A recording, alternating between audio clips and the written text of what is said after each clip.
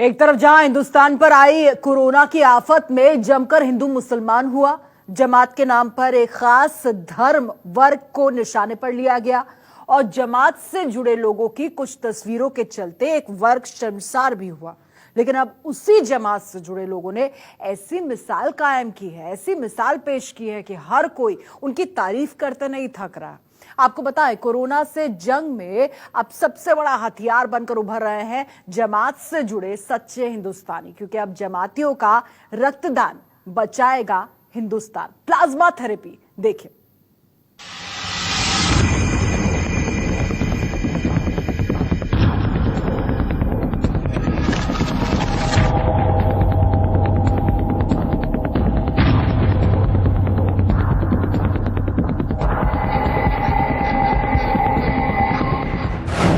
तबलीगी जमात पर जमकर लगे आरोप।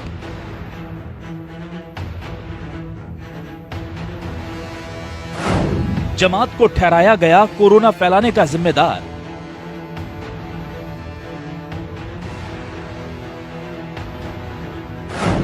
खुदा ने खून एक ही बनाया, कुदरत ने एक बार फिर दिखाया।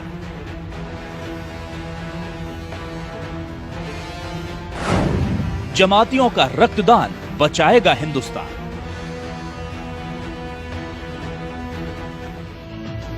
जिन जमातियों पर कोरोना वायरस फैलाने के नाम पर जमकर हमले हुए, जिस जमात की वजह से पूरे मुल्क में खास समुदाय के लोग निशाने पर आ गए,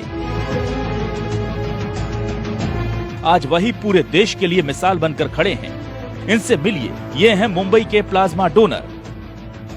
मुंबई के रहने वाले ये डोनर भी उसी जमात का हिस्सा हैं जिस पर इस मुल्क को बीमारी देने के इल्जाम लगे थे, और अब कोरोना से जंग जीतने के बाद वही इसकी दवा बनकर अपना खून देने मुंबई के अस्पताल पहुंचे हैं। वहाँ से फोन आया नायर से कि आप अगर जो पॉजिटिव पेशेंट अच्छे हो के आए तो उनका है ना प्लाज्मा लेकर, जो पेशेंट अच्छे नहीं हो रहे हैं उनको हम उसमें आपका प्लाज्मा डालेंगे तो ऊपर वाले की दुआ रहेगी तो वो भी अच्छा हो जाएगा। इसके लिए मुझको बुलाया गया था।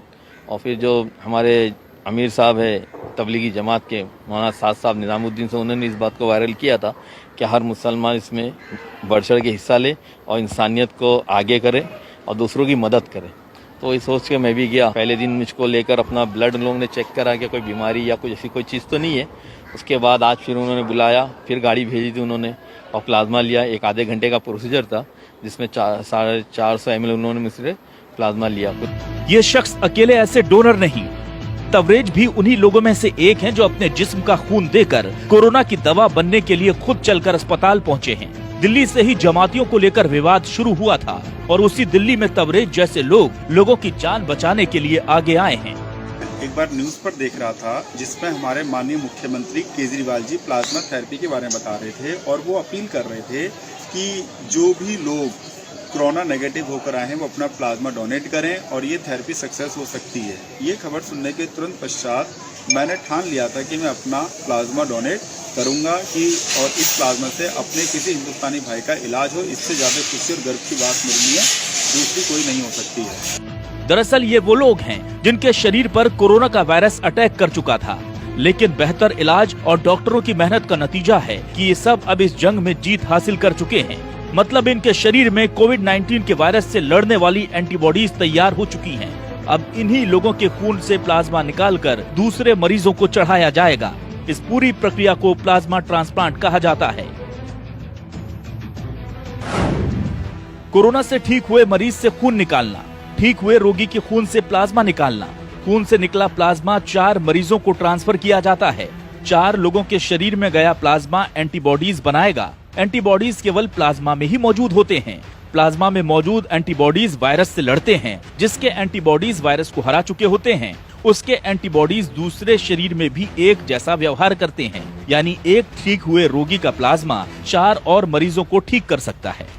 जाहिर है बनाने वाले ने कोई भेद नहीं किया था, इसलिए कुदरत के इस कहर की काट भी सबके शरीर में एक सी ही है।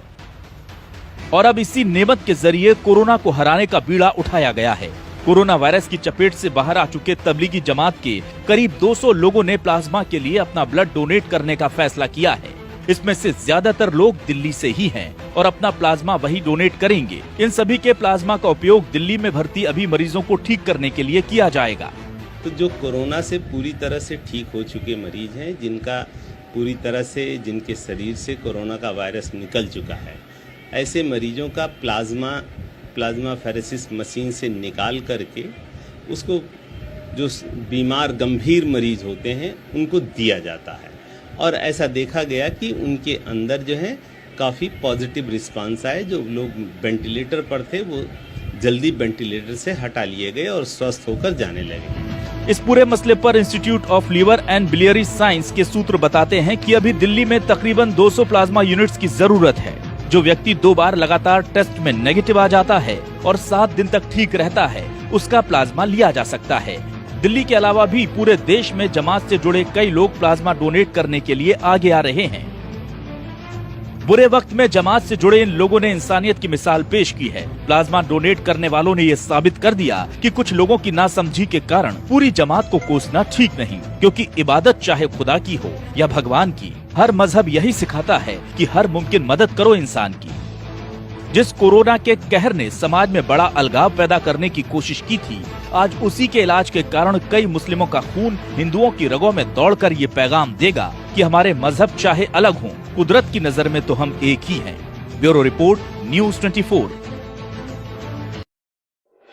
अगर आपको हमारा ये वीडियो पसंद आया हो तो इसे लाइक और शेयर जरूर करें। अगर इस वीडियो पर आपकी कोई राय है तो नीचे कमेंट भी कर सकते हैं। और हाँ, देश और दुनिया की तमाम खबरों से वाकिफ रहने के लिए अभी सब्सक्राइब करें न्यूज़ 24 का यूट्यूब चैनल। न्यूज़ 24, निष्पक्ष खबरें।